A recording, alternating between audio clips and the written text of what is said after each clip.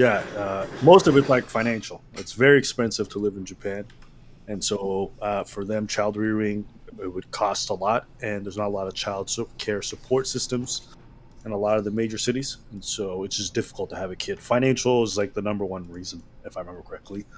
Wait, so we've been having kids without good financial backings for most of human history. Why is this like such a incredible priority now that you have to have financial backing? Because I think people are concerned with making sure that their children have good lives, and so generally, women want to be further in their careers. They want to be more financially established.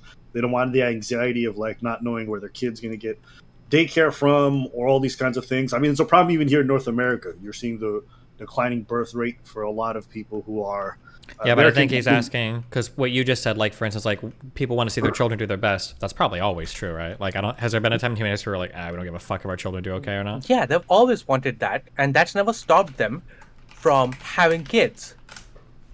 Yeah, but I'm just talking about the anxiety people feel. So whatever circumstance exists in the past, that might be different. I agree, but I'm telling you that people nowadays don't want to have kids. They don't feel like their financial situations are good, and most people feel a tremendous amount of anxiety in regards to their financial situation.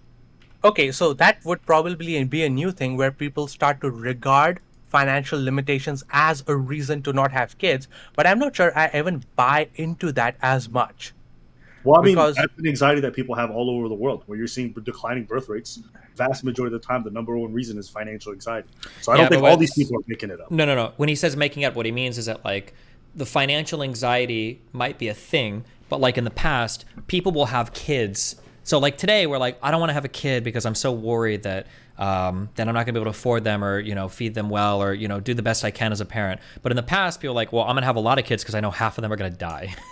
So like, what caused the change in behavior that now financial yeah, anxiety is The same, regarded the as same way yeah. we marry for different reasons, we have families for different reasons. Hmm. Whereas I needed farmhands maybe 100 years ago, now people want to have kids maybe to continue their family lineage, but generally it's like a symbol of love. They want to have that experience, and so they also want to make sure that those children are cared for. We treat our children today very differently than we do in the past because we tend to their needs distinctly different. So Yeah, our relationship I with think both that's what he marriage and was. families is different. Yeah, I think that's what he was getting at. Was that like we no, have kids for different reasons today than we used to have kids, no, essentially, right? yes, Yeah. okay, but then I have a question.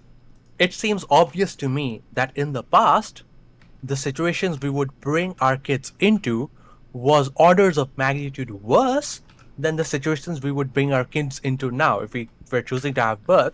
So why do we feel like today's situation, why do we act like today's situation is worse than what we had in the past where people were having a lot more kids? Well, it's not just that it's worse; is that it's just not necessary anymore. People don't feel like it's necessary to have kids. They want to have children, but it's not a necessity. I think a lot of people back in the day just had children by necessity. Sure, there was a desire for it, but it was absolutely necessary to have kids. And so the value systems have changed. The reasons what people want families have changed in many places. And so the reaction to the different circumstances societally is therefore different, or the response, if you, which is not having kids for a lot of people. Okay, but you think, okay, I might accept that if like Japan is an extreme example. You feel like that's the same dynamic that's playing out across the entirety of the world?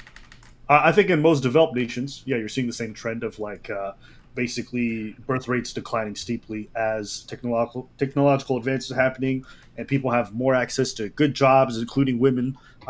Then you're seeing them take the choice to not only delay birth and child rearing, but also some of them are just choosing to not do it entirely because they're looking towards different experiences for fulfillment.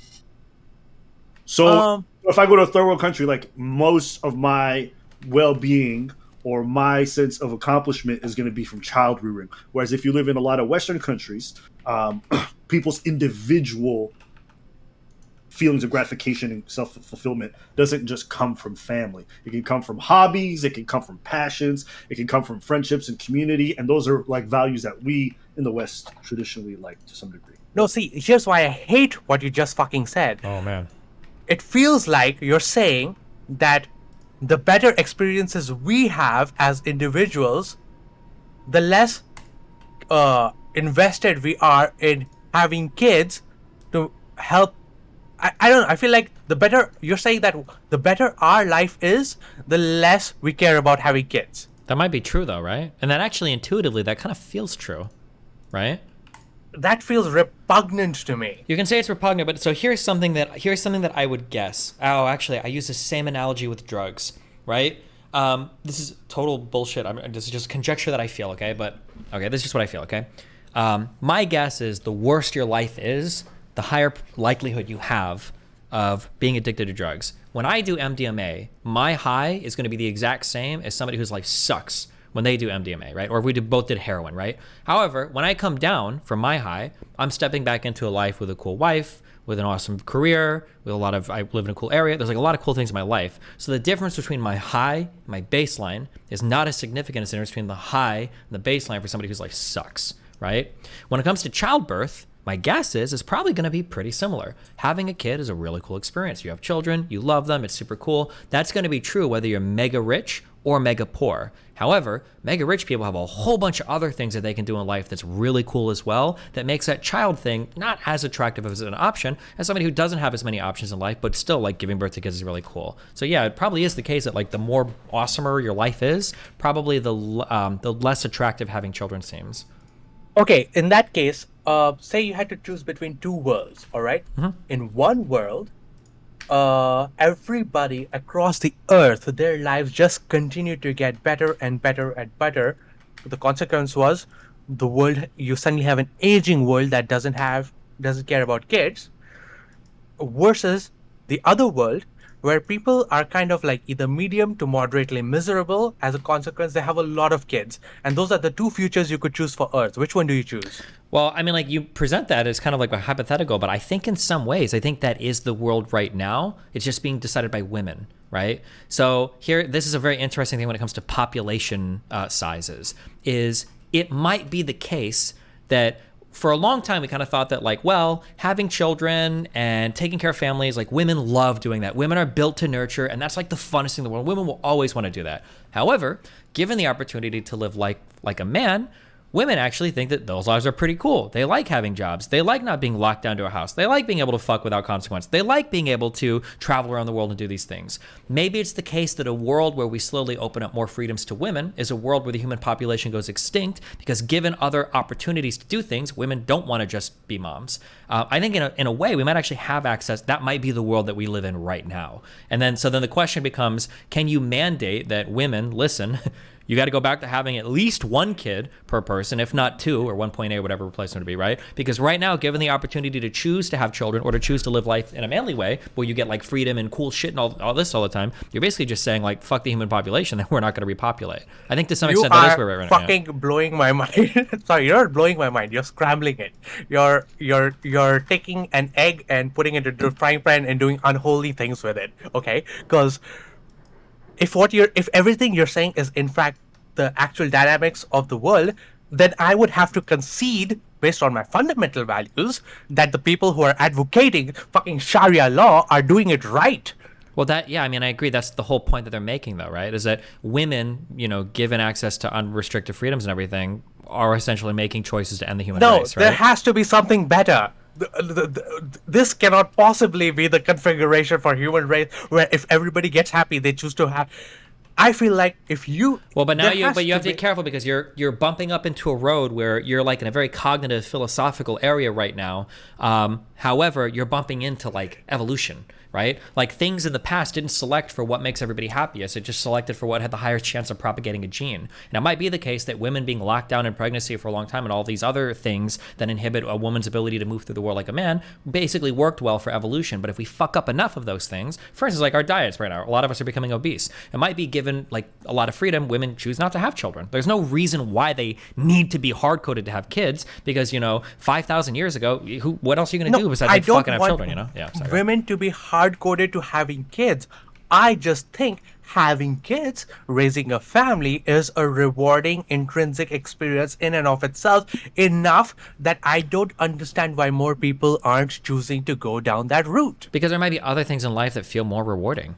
But you just never had those options growing up historically, right? It's rewarding in the sense in that like scrolling TikTok, 500 TikToks in a day feels more rewarding moment to moment than reading a good book. But obviously reading a good ass book is more fulfilling than TikTok. That's what you're basically, that's a distinction I'm drawing in my mind. All the other things that are not family, not raising kids, not like continuing to make sure that we don't have an aging population. Here's a question for you, okay? This is something I've thought about a lot, okay? If men were given the opportunity to live lives like women, but they could still have families, do you think they would do it? I think the answer would be no. So let's say we could, live like women in what sense? So as a man, my idea is once I get out of college, I've got like 10 to 15 of like very important career years, and then I just grow till the end, and like that's kind of like the path that I'm on for life. The idea that you can tell a man, listen, after you graduate college, maybe you can work for like 2 or 3 years, but now you're going to need to take like probably anywhere from 6 to 8 years off to kind of do the child thing, and then you can go back to work. I think most men would be like, no, I'm never doing that. And it's like, well, don't you want to have children? And they go, no, I just won't have kids. Like, I feel like that would be an answer that a lot of men would give. And I think women given the same opportunity, I think are also making those decisions. Men and women are different. I don't know if they are that much in this sense. I'm not sure. 50% agree with you there. But for me, the very easy answer there is change the societal incentives such that bring the grandparents into it. Go back to a less nuclear family. Bring the aunts and uncles. Have a more sort of like a extended family dynamic where if one person is having kids, the rest of the community should be gathering around them so that their professional life is less disrupted while they're having the kid, and they can basically work 8 months, take 1 month off to be fully pregnant, deliver a baby, take maybe 2 weeks off to recover, and boom, they're right back into work. And if we could set up society like that, I feel like more people would be having kids because it wouldn't be that much of a headache. I mean, he's not wrong. Destiny, what he's saying is not technically wrong. I mean, the problem is financial aspects of how current society is. We don't have those kind of societal support systems. We don't have the financial capabilities to be able to pay for any of those holes that exist for a lot of people. And so the world he's describing, I don't think is entirely wrong. I think there would be more people that would be having kids. I just don't think it would fill the entire gap. I don't know if that. So here's my understanding of this: is that trying to get people to have more children is really, really, really, really, really hard. I think the number one example. No, it's not. No, it's not. Okay, hold on. Okay. Can I finish my saying. point? Yeah. Okay. My understanding is that a lot of countries through human history have tried to incentivize childbirth, and that almost every single time it's attempted, it just doesn't work. The biggest example I remember is, I want to say, under Mussolini, I think that they had huge payouts for people having children because they were trying to like stabilize or raise their population, and none of it worked at all. And I think that was like one of the biggest examples that I brought up. But I'm not aware of any policy where once it's in place, it actually is successful in getting people to have more children in developed countries. Now, if you know something different, like empirically, that's fine. Or I do know something different. Okay, yeah, go for it. Tell me, yeah. Stop all the restrictions on teenage pregnancy. All of them. Let kids fuck. Let them fuck. Let them have as many babies as they want, as young as possible. Let the entire society, family, community come around to congregating and protecting and living. Because kids don't, all the hormonal impulses that kids have when they come to fucking and raising, accidentally giving birth to kids. We used to see that as a problem. Maybe that's the solution.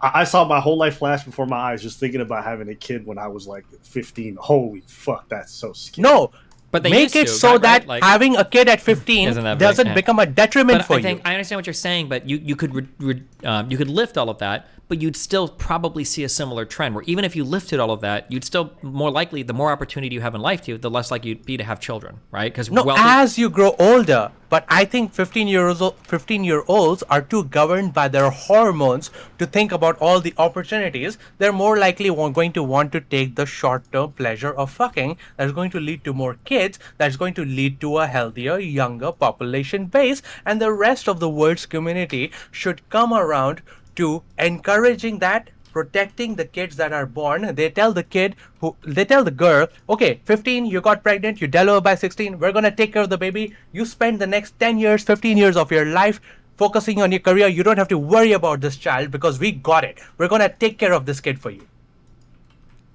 Yeah, I guess the question is just that, like, do we feel like the moral imperative is strong enough to restructure society such that we're going to be having people giving up opportunities and stuff to do it?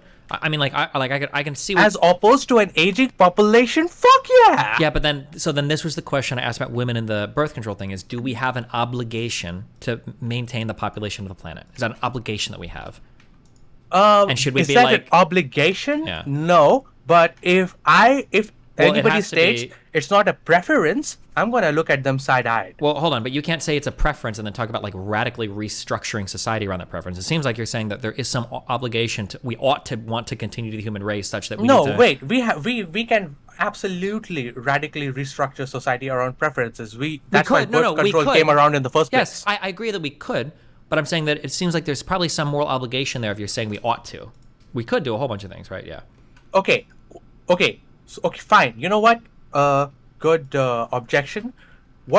So let's consider the alternative future where, because we are basically going to stop having kids as, say, the entire world develops to at least a middle class level of prosperity, we end up not having kids enough. Maybe in 5 generations time, everybody on the planet is living on some form of social security. There isn't enough labor going around, and all of civilization is about ready to collapse. And that's like the human project coming to an end.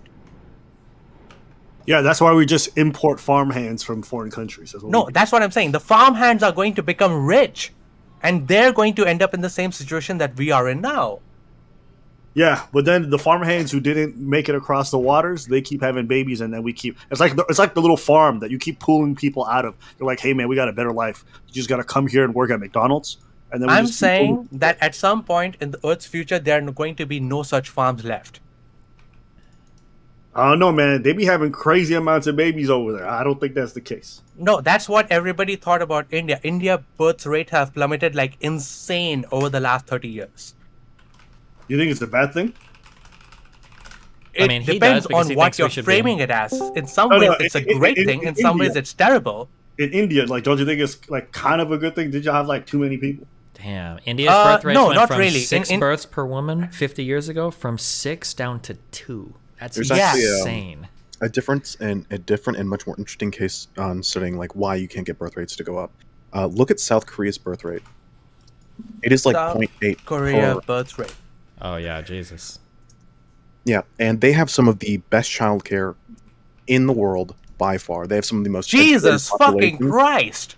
Okay, wait. Yep. Forethought, if you know about this, can I ask you? I'm going to ask you. Ready? Hard question. Yeah, okay? go ahead. Don't disconnect or I'm unmodding you, okay? Okay, What does Israel do to keep their birth rate high? hold on. I have no idea. I don't know Israel's birth rate. It's over 2.5. It's been pretty stable for a long time. How do they incentivize it? If I had to guess, it is probably unique to their culture. Israeli culture is very, very, very different, and I learned this when I met my stepfamily. There's a very much more collectivist culture and an idea around preserving Israeli and Jewish culture that I don't think it exists in much more individualistic countries. It seems to run contrary to a lot of what I would assume works for maintaining traditional culture. So, for instance, here's a few statements I'm going to rattle off. I think all of these are true. Jewish women, I think, tend to be more educated than non-Jewish women, right? In the United States. True. That's In the United States. I'm pretty sure Yeah. that's true, right? And in general around the world, I think Jewish people tend to value like education more. They tend Yes, to be absolutely, that's more true. wealthy, and they tend to bend a lot more progressive, right? Mm-hmm. I'm pretty sure that now again, I'm guessing. I'm almost sure that's true, but I'm pretty sure that all three of those things, being more educated for the woman, being more progressive, and being there was a third one. I don't remember what the third one was. But I think that all three of those things tend towards lower childbirth rates, right? So how do Jewish people keep it? Oh, and being wealthier. That was it, right? Wealthy, So that would indicate yeah. they're not actually the reason you're tending towards lower childbirth rates. That's like a false correlation. Yeah, well, that's what I'm asking, because it seems like in every other population group, I'm pretty sure that all three of those things, wealth, education, and progressiveness, probably will tend towards lower birth rates. But for Jewish people, it doesn't seem to be the case. So what do they do differently?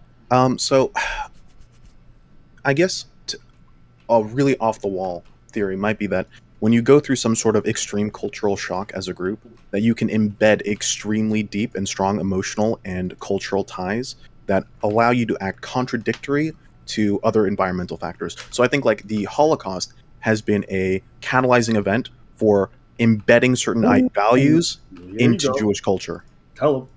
Wait, no, that sounds fucked up. Like, what you're saying is that to ensure that your race is going to continue propagating healthily, you got to Holocaust them every century or so? Absolutely. Absolutely. I'm not Basically saying you should do that because I Israel- don't believe we're obliged to reproduce. But If I'm Israeli and I keep hearing like, yo, wipe out the Jews and all the Arab states around me are saying that, maybe you're just like, yo, we got to keep reproducing and get ahead of the enemies, right? Like, I could definitely see a cultural experience like that or like a world history event like that pushing everyone to feel like there's an anxiety towards having kids. Now, of course, there's probably other factors, but I could definitely see that one specifically being true. That's actually a pretty Wait, sorry. There's some guy in a chat called Wind who's like, "Why do we give a fuck about birth rates?" I'm sorry. If you don't give a fuck about the human project in general, I don't know why you're commenting in chat. Go fuck yourself. Damn. Yikes.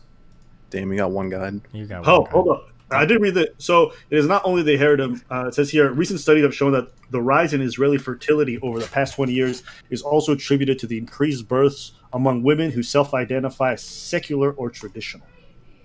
Yeah, because I was gonna say I don't know if I could feel that because again, that religious component is usually counteracted by being wealthier and more educated and more progressive, right? So they might be like And more quote unquote, traveled. and more what? And more child, because something that's really interesting is that a lot of Israeli people get educated and spend a lot of time outside of the United States and then just go back to Israel. Yeah. So Yeah. so your question, Mr. Indian guy. You should wait. You are Indian. Yeah. Okay. You should. You should figure out what Jewish people are doing because it seems like they have figured something out for this. No, right? it seems clear that the Jewish people are maintaining a sort of high birth rate. It's exactly right because of what Forethought said. Is because I'm not claiming that that is exactly Well, we don't know, right. That is that's just a why. theory on Yeah. my head. That's no, like an it's assumption. the but same theory I have.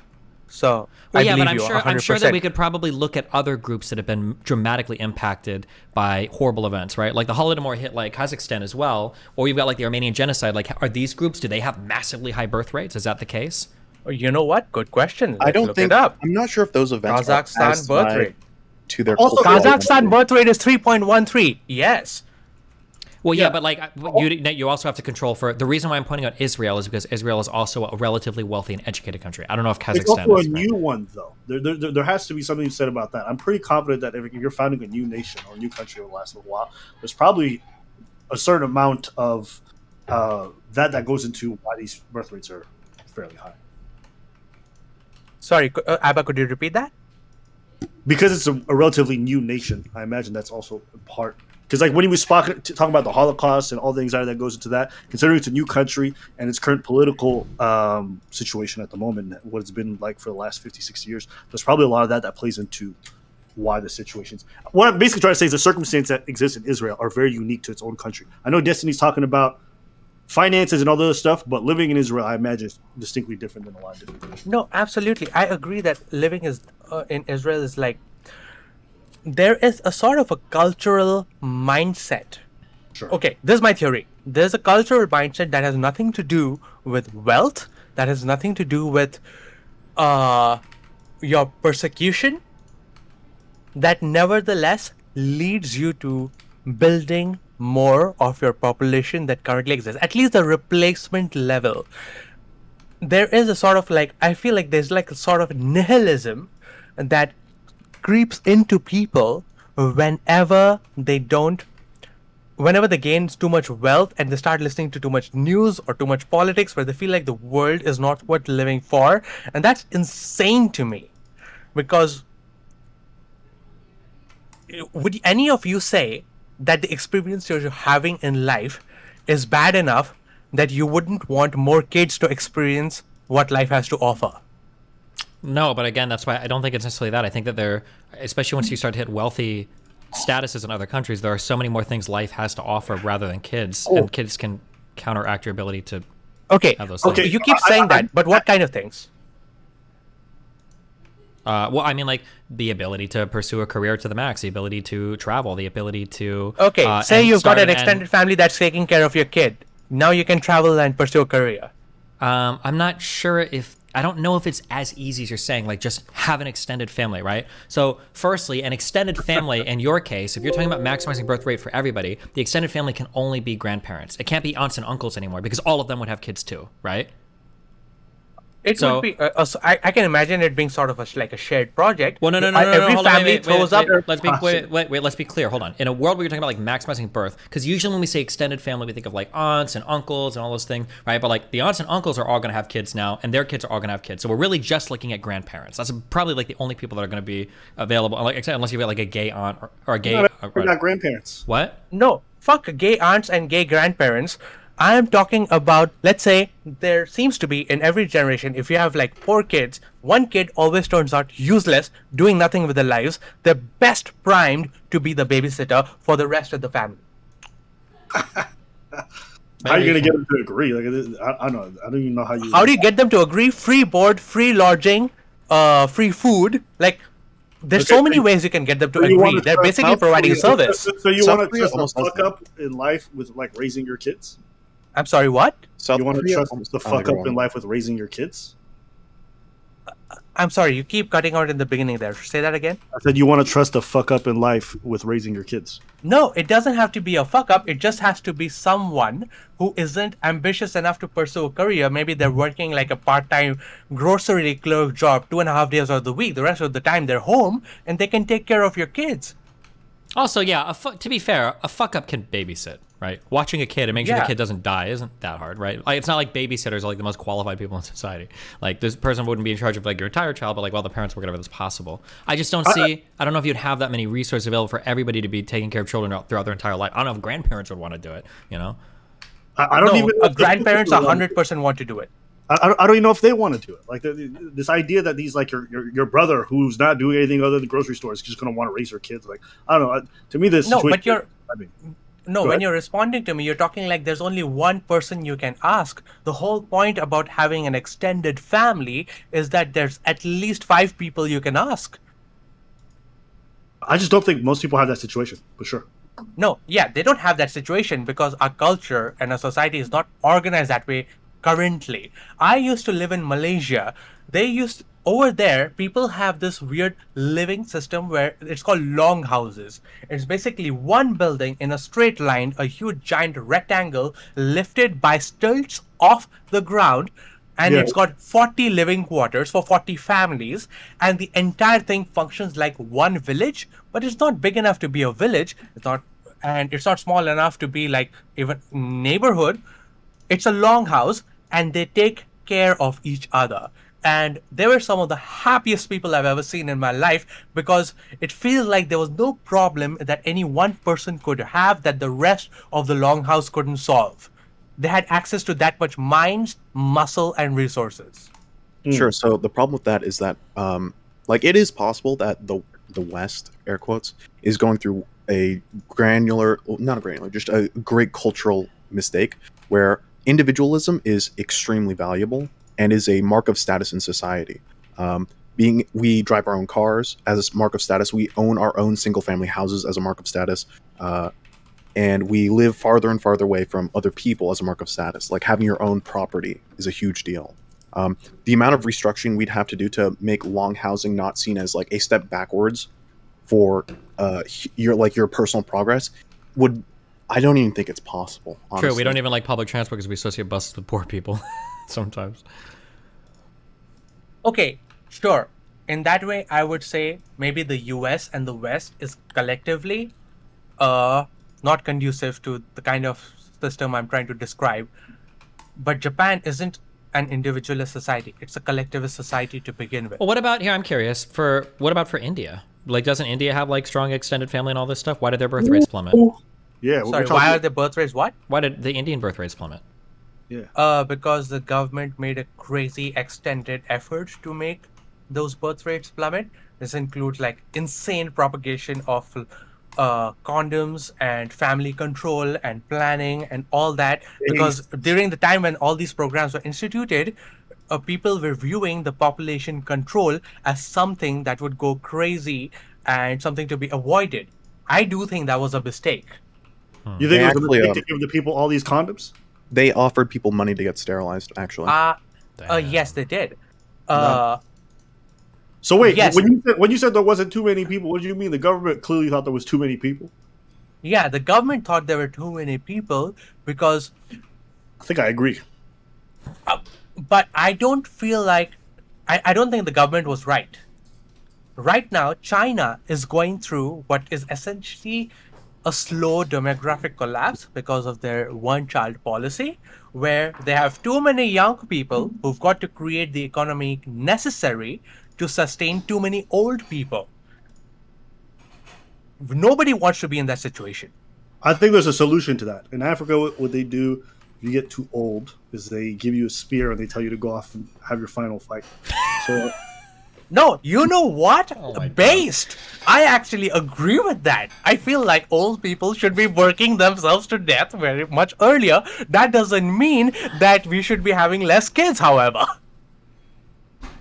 I will say I did read this, and this fact kind of threw me off.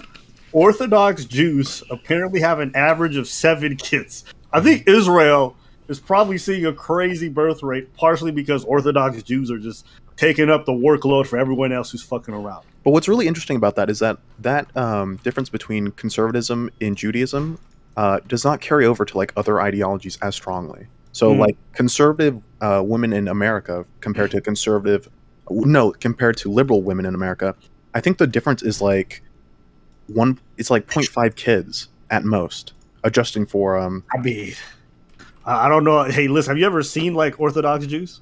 Yeah, I know. I'm just saying like that orthodoxy has Yeah, been we got influenced Dan by here. something else. Hey, man, they look like they're from the past. I was in London, and I was staying in the neighborhood, and I swear to God, every time I was getting in an Uber and I was driving past a group of them, like it looked like what's that show with the Englishmen who run a mafia? Wait. Are you thinking? Peaky Blinders? Yeah, Are you- I know what you're talking about. Love that show. Straight out Good of show. Peaky Blinders. You have to have been to Wait, hold on. New Are you York guys and thinking? seen Of, like the are you thinking of Orthodox right? Jews or Hasidic Jews? I don't know, the ones who look like they're a blast from the past. Like I don't know. Like the Amish? I thought they were Orthodox. I could be wrong. It could Okay. be Hasidic. Okay, gotcha. Sorry, because I thought Orthodox people can be like normal people that just like live life, but I could be wrong on that. Okay. Thank you for clarifying. I appreciate it. Or somebody in chat just one-guided me again. They said I sound like the rich kid who understands the poor experience. No, I'm not a rich kid. I'm a middle-class kid whose parents basically never saved money in their lives. So I had a middle-class experience with basically no financial backup whatsoever throughout my life. So yeah. Based. Fuck. I guess that's mostly it for me because I have exhausted all of that for me. Oh, I have a question for you. Yeah, go ahead. Do you believe human brains are uniquely exceptional in some way? Yeah, no shit. Ooh. I mean, no shit. He got you, dude. so beyond that, I'm trying to Beyond that, think what? I'm trying to think of the proper way to phrase this question. Do you believe it's human consciousness that is unique to humans, or is it something else? I think. Okay, so fuck. Now we're going back to the earlier conversation I was having with Destiny. There is something called the experience that we're all having. I think the experience of experiencing qualia, of being aware, of being able, of being something that can actually suffer, not as a philosophical zombie, but as something that's actually living and real. I think most sentient beings have that. What makes human beings special is that they can take that phenomenon and do an infinite amount with it to make the experience better for everyone else that can't do something about it. Okay, gotcha.